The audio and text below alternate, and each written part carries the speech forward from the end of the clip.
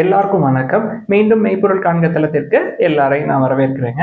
நம்ம ஃபர்ஸ்ட் சர்வதேச செய்திகள்ல இருந்து ஆரம்பிப்போங்க. பிரெண்ட் க்ரூடோட பிரைசஸ் ஒரு ஷார்ட் ஃபால்ங்க. அதாவது $90 பெர் பேரல் அப்படின்ற ரேஞ்சில் ட்ரேட் ஆகிட்டு இருக்கு. என்ன காரணம் அப்படின்னு பார்த்தோம்னா, அதிபர் ட்ரம்ப் அவர்கள் வார் சீக்கிரமே முடிஞ்சிடும் அப்படின்னு ஒரு நம்பிக்கையான வார்த்தையை கொடுத்தாரு. அதனால கொஞ்சம் கீழே இறங்கியிருக்குங்க. அது போக சாங்ஷன்ஸ், அதாவது அமெரிக்கா சில நாடுகளுக்கு சாங்ஷன்ஸ் எல்லாம் போட்டிருப்பாங்க இல்லையா, அதெல்லாம் கொஞ்சம் தளர்த்தி இருக்கிறாங்க. எதற்காக ட்ரம்ப் அவர்கள் தளர்த்திருக்கிறாரு அப்படின்னா, க்ரூட் ஆயில் பிரைசஸை குறைக்கிறதுக்கு, தென் டிமாண்டுக்கு ஏற்ற மாதிரி சப்ளையை என்ஷூர் பண்றதுக்காக தளர்வுகள் கொடுத்துருக்குறாங்க. இதற்கு மத்தியில் ஐசிஐசிஐ செக்யூரிட்டிஸ் என்ன சொல்றாங்க, க்ரூட் ஆயிலோட பிரைசஸ் $100 மேல extended period of time trade ஆகிட்டு இருக்கு அப்படின்னா நிஃப்டி 50 பெஞ்ச்மார்க் இண்டெக்ஸ் ஒரு 10% வரைக்கும் கரெக்ட் ஆகிறதுக்கு சான்ஸ் இருக்கு அப்படின்னு சொல்லியிருக்கிறாங்க. சரி, இப்போ க்ரூட் ஆயிலை பொறுத்த வரைக்கும் சப்ளை அன்இன்டரப்டடா இருக்கணும், எல்என்ஜி சப்ளை இருக்கணும், டிஸ்டர்ப்ஷன் இல்லாம அப்படின்னா ஸ்ட்ரெய்ட் ஆஃப் ஹார்முஸை ஓப்பன் பண்ணணுங்க. இப்போ நான் ரெக்கார்ட் பண்றதுக்கு முன்னாடி ஈரான் தரப்பு என்ன சொல்லியிருக்கிறாங்க அப்படின்னா, அரேபிய நாடுகள், ஐரோப்பிய யூனியன்ல இருக்கக்கூடிய நாடுகள், அவங்க எல்லாத்துக்குமே ஸ்ட்ரெய்ட் ஆஃப் ஹார்முஸை நாங்கள் ஓப்பன் பண்ணிடுறோம். எப்போ அப்படின்னா, அந்த நாடுகளில் இருக்கக்கூடிய அமெரிக்க, இஸ்ரேல் தூதர்கள் இருப்பாங்க இல்லையா, அவங்களெல்லாம் அவங்களுடைய சொந்த நாட்டுக்கு அனுப்புங்க. அப்படி செய்யும் பட்சத்தில் ஸ்ட்ரெய்ட் ஆஃப் ஹார்முஸ்ல சுதந்திரமும் முழு உரிமையும் அந்த நாடுகளுக்கு இருக்கும் அப்படின்னு சொல்லி ஈரான் தரப்ப சொல்லியிருக்கிறாங்க. இப்போ இந்த போர் எப்போதான் முடியும் அப்படின்னு பார்த்தா, ட்ரம்ப் அவர்கள் அவருடைய நிலைப்பாடை சொல்லிட்டாருங்க. ஈரான் தரப்பு என்ன சொல்றாங்க, நாங்க இப்போதைக்கு போரை நிறுத்துறதுக்கான ஐடியா இல்லை அப்படின்ற மாதிரி தான் சொல்றாங்க. என்ன காரணம் அப்படின்னா, யூஎஸ்க்கும் ஈரானுக்கும் பேச்சுவார்த்தை, அப்படியே 2 வாரத்துக்கு முன்னாடி பேச்சுவார்த்தை அப்படின்றது ப்ராக்ரஸிவா தான் போயிட்டு இருந்தது. அதற்கு முன்னாடி, அது ஒரு சுமூகமான முடிவுக்கு வர்றதுக்கு முன்னாடி எதற்கு தாக்குனாங்க இஸ்ரேல், ஈரான். அது எங்களுக்கு ஒரு கசப்பான அனுபவத்தை கொடுத்துருச்சு அப்படின்னு ஈரான் சொல்றாங்க. ஸோ வெயிட் பண்ணி பார்ப்போம். போர் நடந்துட்டு இருக்கு அப்படின்னா ஆயில் பிரைசஸ் ப்ரெஷர்ல தான் இருக்கும். அடுத்த சர்வதேச சந்தைன்னு எடுத்துக்கிட்டோம்னா, அமெரிக்க சந்தை நேற்று நல்ல பாசிட்டிவ்ங்க. என்ன காரணம் அப்படின்றத இப்போதான் பார்த்தோம். ட்ரம்ப் அவர்கள் யூட்டர்ன் அடிச்சிட்டார் இல்லையா, ஸோ ஆயில் பிரைசஸையும் நான் சீக்கிரமே கீழே கொண்டு வந்துடுவேன் அப்படின்னு சொல்லியிருந்துருக்காரு. அதனால மார்க்கெட் கொஞ்சம் ரேலி ஆயிடுச்சுங்க. அது போக ஏஷியன் மார்க்கெட் எடுத்துக்கிட்டோம்னா, ஜப்பான் இண்டெக்ஸ் ஒரு பவுன்ஸ்ங்க. இந்தியன் மார்க்கெட்லேயே ஒரு பவுன்ஸ், ஒரு பாலை கீழே போட்டோம் அப்படின்னா ஒரு பவுன்ஸ் ஆகும் இல்லையா, அது மாதிரி ஒரு டெட் கேட் பவுன்ஸ் அப்படின்னே சொல்லலாம். தென் ஆயில் பிரைசஸ் கொஞ்சம் குறைஞ்சதும் இந்த பவுன்ஸுக்கு ஒரு காரணங்க. பட் இப்பயுமே ஆயில் பிரைசஸ் எலிவேட்டடாக தான் இருக்கு. டாலருக்கு எகெயின்ஸ்டா இந்தியன் ருப்பின்னு எடுத்துக்கிட்டீங்கன்னா 92.14 இந்தியன் ருப்பியா இருந்ததுங்க நான் கடைசியா பார்த்தப்ப. வழக்கம் போல ஆர்பிஐ உடைய இன்டர்வென்ஷன்ஸ் இருக்கு டிஃபெண்ட் பண்றதுக்கு. தென் கோல்ட் பிரைசஸ் கொஞ்சம் ஏறி இருக்குங்க. இந்தியன் மார்க்கெட்டை பொறுத்த வரைக்கும் $100 ஏறி இருக்கு. 22 கேரட் கோல்டு பெர் கிராம் 15,050 ருபீஸா இருக்கு. அடுத்து நம்ம updates, developments, then question answers எல்லாம் பார்ப்போங்க.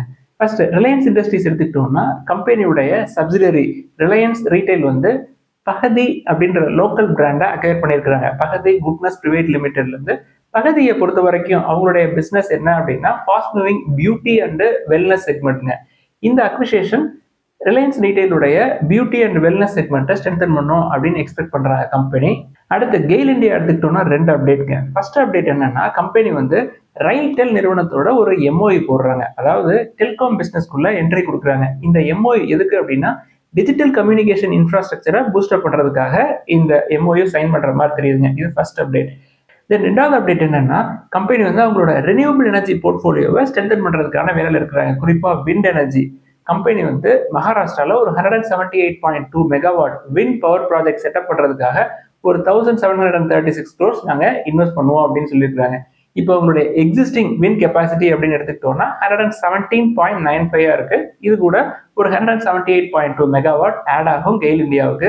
அடுத்து ஏபிபி இந்தியா எடுத்துக்கிட்டோம்னா, கம்பெனியை பொறுத்த வரைக்கும் Switzerland based company, headquarter சுவிட்சர்லாந்துல தான் இருக்கு. ஆட்டோமேஷன் மிஷினரி மேனுஃபேக்சரிங் தாங்க இவங்களுடைய பிசினஸ்.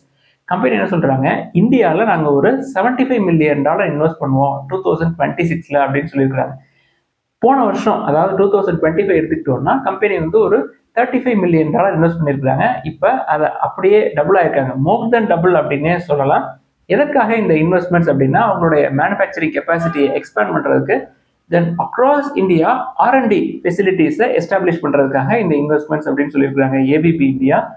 சூப்பரான பிஸ்னஸ்ங்க. கடன் இருக்காது, பட் வேல்யூவேஷன் ரொம்ப ஜாஸ்தியா இருக்கும். 80 டைம்ஸ் ஏர்னிங்ஸா இருக்கும். இந்த மாதிரி நிறுவனங்கள் நம்ம 30 டைம்ஸ் ஏர்னிங்ஸ் வரட்டும், 20 டைம்ஸ் ஏர்னிங்ஸ் வரட்டும் அப்படின்னு சொல்லி வெயிட் பண்றதுல பிரயோஜனமே இருக்காதுங்க. ஏன்னா கண்டிப்பா வராது கீழே. பெரும்பாலும் அடுத்து IRFC எடுத்துக்கிட்டோம்னா கம்பெனியுடைய போர்டு வந்து இன்ட்ரிம் டிவிடெண்ட்கான அப்ரூவல் கொடுத்துருக்காங்க. ஒரு ஷேருக்கு ₹1.05 அப்படின்ற மேனிக்கு ரெக்கார்ட் டேட் வந்து March 13, 2026 ஃபிக்ஸ் பண்ணியிருக்காங்க. அடுத்து குவாலிட்டி வால்ஸ் எடுத்துக்கிட்டோம்னா கம்பெனியோட ஷேர் பிரைஸ் நேற்று பயங்கரமா கீழே விழுந்துருதுங்க. என்ன காரணம் அப்படின்னா Q3 ஃபினான்ஷியல் இயர் 26 பெர்ஃபார்மன்ஸ் வந்திருக்கு, லாஸ் வந்து வைடன் ஆயிருக்குங்க. ரெவன்யூ வந்து ஒரு 31% அடி வாங்கியிருக்கு குவார்டர் ஆன் குவார்டர் பேசிஸ்ல. லாசஸ் அப்படின்னு எடுத்துக்கிட்டோம்னா போன குவார்டர்ல 100 crore லாஸ் பண்ணுவாங்க, இப்போ 178.38 crore லாஸ் பண்ணியிருக்காங்க. எக்ஸப்ஷனல் ஐட்டமும் இருக்குங்க, ஒரு 94 crores exceptional one time loss எடுத்திருக்காங்க. ஆனாலும் தொடர்ந்து கம்பெனி லாஸ் தான் பண்றாங்க கன்சிக்யூட்டிவ் குவார்டர்ஸ்ல. ஸோ கேர்ஃபுல்லா இருங்க. சரி சார், எங்கள்கிட்ட முற்காலங்களில் ஹிந்துஸ்தான் யூனிலிவர் இருந்தது, அதுல இருந்து எங்களுக்கு குவாலிட்டி வால்ஸ் கிடைச்சது அப்படின்னா இருக்கிறத பத்திரமா வச்சுக்கோங்க. அடுத்து ஷேடோஃபேக்ஸ் டெக்னாலஜிஸ் எடுத்துக்கிட்டோம்னா கம்பெனியை பொறுத்த வரைக்கும் டெக் எனேபிள்டு லாஜிஸ்டிக் சர்வீசஸ்ங்க. சிம்பிளா சொல்லணும் அப்படின்னா logistic services and solutions provider. ICICI securities என்ன சொல்றாங்க, கம்பெனியோட ஷேர் பிரைஸ் அப்படின்றது ஒரு 47% வரைக்கும் மேலே போறதுக்கு வாய்ப்பு இருக்கு லாங் டேர்ம்ல அப்படின்னு சொல்றாங்க. அதாவது லாஜிஸ்டிக்ஸை நான் பெரும்பாலும் வாட்ச் பண்றது வழக்கங்க, அதுல இது எனக்கு கணக்கு பட்டுச்சு, அதனால நம்ம டிஸ்கஸ் பண்ணிடலாம் அப்படின்னு அதை பத்தி பேசுறோம். கம்பெனியை பொறுத்த வரைக்கும் வேல்யூவேஷன் ஜாஸ்தி, ஸ்மால் கேப்ங்க, ஒரு 6500 crore மார்க்கெட் கேப் கம்பெனி. நம்ம தொடர்ந்து இதை ட்ரேஸ் பண்ணலாம். வேல்யூவேஷன் ஜாஸ்தி, எதன் அடிப்படையில் ICICI செக்யூரிட்டிஸ் வந்து ஒரு 47% மேலே போறது வாய்ப்பு இருக்குன்னு சொல்லியிருக்காங்கன்னா மார்க்கெட் ஷேர் கெயின் பண்ணுவாங்க. Shadowfax Technologies plus e-commerce D2C செக்மெண்ட்ல growth இருக்கும். Hyper local logistics, then asset light model, இதெல்லாம் வந்து அவங்களோட growth-ஐ ட்ரிவன் பண்ணும், அதனால மேலே போறதுக்கு வாய்ப்பு இருக்கு அப்படின்னு சொல்லியிருக்காங்க. நம்ம இவ்வளோ வேல்யூவேஷன் அதுவும் ஸ்மால் கேப்ல கொடுக்க மாட்டோம், பட் இந்த பேரை நம்ம தெரிஞ்சுக்குவோம். என்ன காரணம் அப்படின்னா கம்பெனிக்கு பேக்கப் யார் அப்படின்னா பிளிப்கார்ட் தாங்க. PG எலக்ட்ரோபிளாஸ்ட் எடுத்துக்கிட்டோம்னா இது 15% வரைக்கும் கீழே இறங்கின மாதிரி செய்வீங்க. என்ன காரணம் அப்படின்னா கேஸ் ஷார்டேஜ் தான். இந்த மிடில் ஈஸ்ட் வெஸ்ட் ஏஷியா இருக்கக்கூடிய டென்ஷன், தென் ஸ்ட்ரெய்ட் ஆஃப் ஹார்முஸை க்ளோஸ் பண்ணதுனால அந்த விளைவு அப்படின்ற மாதிரி சொல்றாங்க. அது போக கம்பெனிக்கு தேவையான ரா மெட்டீரியலோட காஸ்ட்டும் ஏறுறதுக்கு வாய்ப்புகள் இருக்கலாம். ஸோ Q4 ஃபினான்ஷியல் இயர் 26ல அவங்களோட பெர்ஃபார்மன்ஸ் இதனால பாதிக்கப்படலாம். 50 times ஏர்னிங்ஸ் அதிகம் தான், ஸோ கேர்ஃபுல்லா இருங்க. 15% கீழே விழுந்துருச்சு அப்படின்னு சொல்லி மாட்டிக்க வேணாம் அப்படின்றதுக்காக தான் குறிப்பாக இன்னைக்கு சொல்றோம். அடுத்து கோத்ரேஜ் என்டர்பிரைசஸ்க்கு கீழே இருக்கக்கூடிய இன்டீரியர் எடுத்துக்கிட்டோம்னா furniture and work space solutions ப்ரொவைடருங்க. கம்பெனியுடைய மேலிடம் என்ன சொல்றாங்க, எங்களுடைய பிசினஸ் ரெவன்யூ அப்படின்றது ஃபினான்ஷியல் இயர் 26 பொறுத்த வரைக்கும் 1100 crore கிராஸ் பண்ணும் அப்படின்னு சொல்றாங்க. நல்ல டிமாண்ட் இருக்கு. எங்க அப்படின்னா பேங்கிங், கார்பரேட் ஆஃபீஸஸ் அண்ட் இன்ஃப்ராஸ்ட்ரக்சர்ல ஃபினான்ஷியல் இயர் 26ல நல்ல டிமாண்ட் இருந்தது அப்படின்னு ஒரு ஹிண்ட் கொடுத்துருக்காங்க. அடுத்து ட்ரையம்ப் எடுத்துக்கிட்டோம்னா பஜாஜ் கூட பார்ட்னர்ஷிப் போட்டிருக்காங்க. எப்படின்னா ஒரு 2 வருஷம் தாங்க ஆச்சு. Q2 ஃபினான்ஷியல் இயர் 23ல அவங்க பார்ட்னர்ஷிப் போட்டாங்க. இந்த 2.5 ஆண்டுகள்ல ஒரு முக்கியமான மைல்ஸ்டோன் அச்சீவ் பண்ணியிருக்காங்க ட்ரையம்ப். இந்தியாவை பொறுத்த வரைக்கும் ஒரு 1 லட்சம் வண்டி வித்திருக்காங்க. இந்த மைல்ஸ்டோன் அச்சீவ் பண்றதுக்கு பஜாஜ் ஆட்டோவுக்கு ஒரு முக்கியமான கான்ட்ரிபியூஷன் இருக்குங்க. என்ன காரணம் அப்படின்னா இந்த பார்ட்னர்ஷிப்பை பொறுத்த வரைக்கும் பஜாஜ் ஆட்டோவுக்கு என்ன ரெஸ்பான்சிபிலிட்டி அப்படின்னா manufacturing and distribution of Triumph across India. அடுத்து ஹைஃபன் ஃபுட்ஸ் எடுத்துக்கிட்டோம்னா கம்பெனியை பொறுத்த வரைக்கும் பெரிய நிறுவனங்களான KFC, தென் பர்கர் கிங் போன்ற நிறுவனங்களுக்கு இவங்க தாங்க வந்து சப்ளையர். பிளஸ் 40+ கண்ட்ரீஸ்க்கு கம்பெனி வந்து எக்ஸ்போர்ட் பண்றாங்க. ஃபுட் பிசினஸ் கம்பெனி என்ன சொல்றாங்க, நாங்க ஒரு 900 crore இன்வெஸ்ட் பண்ணுவோம் எங்களுடைய குஜராத்ல இருக்கிற ஃபெசிலிட்டியை எக்ஸ்பேண்ட் பண்றதுக்காக அப்படின்னு சொல்றாங்க. அது போக ஃபினான்ஷியல் இயர் 28ல IPO எதிர்பார்க்கலாம் அப்படின்னு சொல்றாங்க.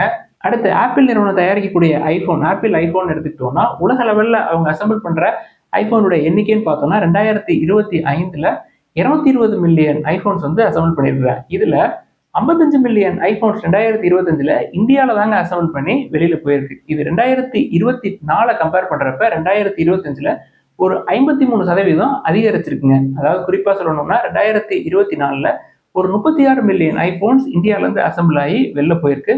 சுருக்கமா சொல்லணும்னா ஓவராலா அவங்க அசம்பிள் பண்றதுல 25% ஐபோன்ஸ் வந்து இந்தியாவில இருந்து தான் அசம்பிள் ஆகி வெளில போகுது. இதற்கு காரணம் என்ன அப்படின்னா US சைனா ட்ரேட் டென்ஷன் ஆரம்பிச்சதுல இருந்து இந்த ஐபோன் அசம்பிளி அப்படின்றத ஆப்பிள் நிறுவனம் இந்தியாவில் அக்ரெசிவா எக்ஸ்பேண்ட் பண்ணியிருக்காங்க அப்படின்னு சொல்லலாம்.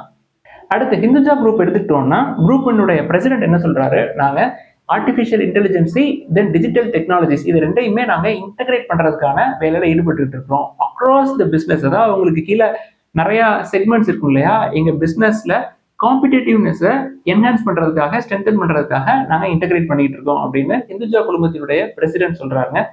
தென் ஹிந்துஜா குளோபல் சொல்யூஷன்ஸ் எடுத்துக்கிட்டோம்னா கம்பெனி வந்து உத்தரப்பிரதேஷ் கவர்மெண்டோட ஒரு MOU சைன் பண்ணியிருக்காங்க. MOU என்ன அப்படின்னா ப்ராஜெக்ட் கங்கா அப்படின்ற MOUங்க. இந்த கங்கா அப்படின்றது என்னன்னா government assisted network for growth and advancement அப்படின்னு சொல்றாங்க.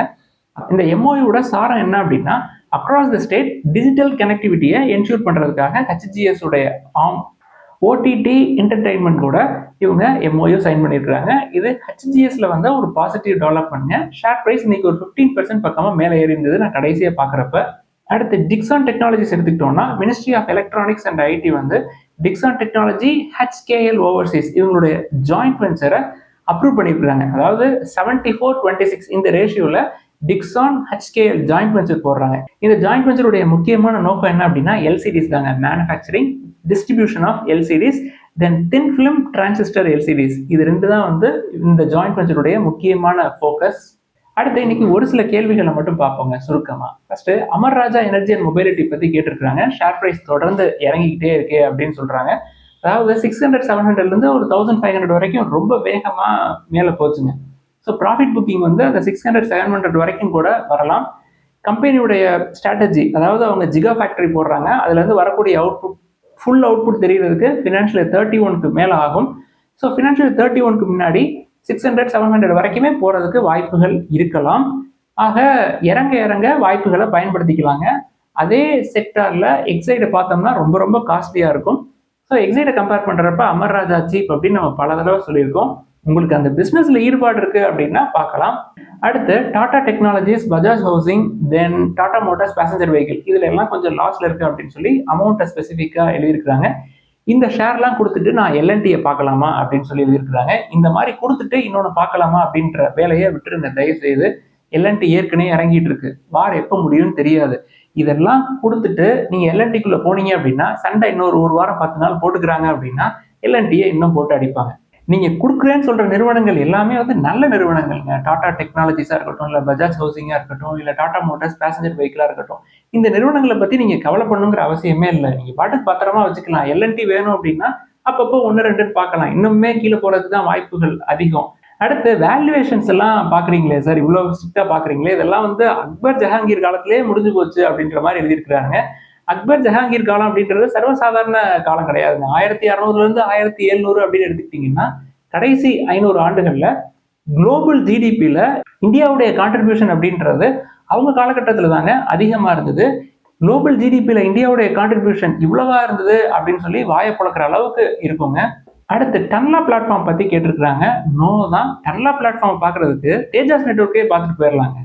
அடுத்து Tamil Nadu mercantile bank, IDFC first bank, south Indian bank, federal bank, இதெல்லாம் வந்து என்னென்ன பிரைஸ்ல சார் பார்க்கலாம் அப்படின்னு சொல்லி எழுதியிருக்காங்க. எனக்கு இந்த பிரைஸ் எல்லாம் பார்க்கறதெல்லாம் சரி வராதுங்க. நம்ம புரோக்கரேஜ் நிறுவனங்கள்லாம் நடத்தல, நல்ல வேல்யூவேஷன்ல இருக்கு. இப்ப தமிழ்நாடு மெர்கன்டைல் பேங்க் எடுத்துக்கிட்டோம்னா நேற்று 5% டவுன், இன்னைக்கு 5% அப். பட் ஐடிஎஃப்சி ஃபர்ஸ்ட் பேங்க்ல இன்னுமே வாய்ப்புகள் காத்துக்கிட்டு இருக்கு. தென் சவுத் இந்தியன் பேங்க்கும் கொஞ்சம் மேலே ஏறிடுச்சு. ஃபெடரல் பேங்க் காஸ்ட்லிங்க, அதை விட்டுறலாம். குறிப்பா ஐடிஎஃப்சி ஃபர்ஸ்ட் பேங்க் பத்தி எனக்கு ஒரு விஷயம் ஞாபகம் வருதுங்க. இப்ப 590 கோடி ரூபாய் ஹரியானா கவர்மெண்ட்டுக்கு ரீபேமெண்ட் பண்ணாங்க இல்லையா, அதுல அவங்களுடைய கணக்கு வழக்குகள்லாம் பாக்குறப்ப அடிஷ்னலா ஒரு 50 கோடி ரூபாய் சேர்த்து மொத்தமா ஹரியானா கவர்மெண்ட்டுக்கு செட்டில்மெண்ட் அப்படின்னா 645 கோடி ரூபாய் கொடுத்ததா இன்னைக்கு செய்திகள் வந்திருக்குங்க. இதோடைய பாதிப்புகள் எல்லாமே Q4 ஃபினான்ஷியல் இயர் 26 ரிசல்ட்ஸ்ல வரும். ஷேர் பிரைஸ் அடிப்பாங்க பெர்ஃபார்மன்ஸ் காட்டல அப்படின்னா நல்ல வாய்ப்புகள் ஐடிஎஃப்சி ஃபர்ஸ்ட் பேங்க்ல கிடைக்கிறதுக்கு வாய்ப்புகள் பிரகாசமா இருக்கு.